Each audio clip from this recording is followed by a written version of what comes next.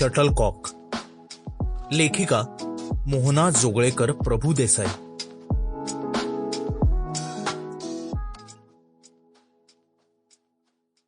मी काय शटलकॉक वाटलो का? फटकावताय नुसते इकडून तिकडे तिकडून इकडे. रॉयला लुकसने ढकललंच, पण रॉय शांतपणे दार अडवून उभा होता.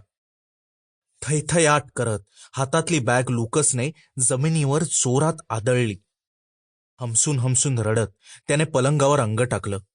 रॉयने त्याच्या पाठीवर थोपटलं. हे बघ, मी नेलंच तरे तुला माझ्या घरी, पण रॉयचा हात लुकसने झिडकारला. सहानुभूती नकोय मला. मी इथेच राहीन, नाहीतर माझ्या आईकडे नेऊन सोडा मला. हट्टाला पेटल्यासारखा लुकस म्हणाला. लुकस, हे बघ, मला जेवढं शक्य आहे तेवढं करतोय रे मी. अजूनही विचार कर, जातोस का त्यांच्या बरोबर? जॉबमुळे सोडावं लागतंय त्यांना हे गाव, पण एका पायावर तयार आहेत ते सगळे तुला न्यायला. तयार आहेत, तयार आहेत. प्रत्येक वेळेला उपकाराची भाषा. हक्काने जाऊ शकतो का मी? त्यांची तयारी आहे म्हणून मी जायचं. नाही जाणार. जिथे माझी आई असेल तिथेच मी राहणार. रॉयने लुकसची तीक्ष्ण नजर चुकवली. काही वेळाने लुकसने स्वतःला सावरलं. डोळे पुसले. मला निरोप घ्यायचाय. खाली थांबाल?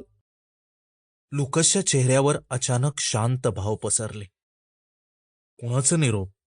ओठावर आलेला प्रश्न गिळत रॉय जिन्याच्या पायऱ्या उतरायला लागला. इकडे तिकडे फेकलेले कपडे लुकसने बॅगेत कोंबले. सेफ हेवनमध्ये लुकस अधूनमधून राहायला असायचा, नव्या घरी जाईपर्यंत. बॅग हातात घेऊन लुकस खिडकी बाहेर बघत राहिला. आवाराच्या बाहेर त्याचे डोळे खिळले.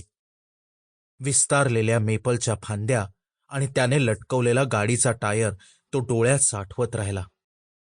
त्याच्या आवडत्या मेपलचा एखादा फोटो घ्यावा असं त्याला वाटलं, पण मेपलची छबी मनात कोरून सैलसर जीन्स वर ओढत हसऱ्या चेहऱ्याने त्याने सर्वांचा निरोप घेतला.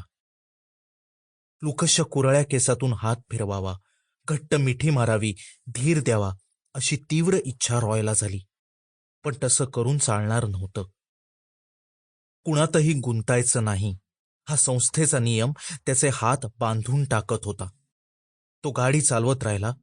लुकसला नव्या घरी सोडायची वेळ आली तसं रॉयच्या Sample complete. Ready to continue?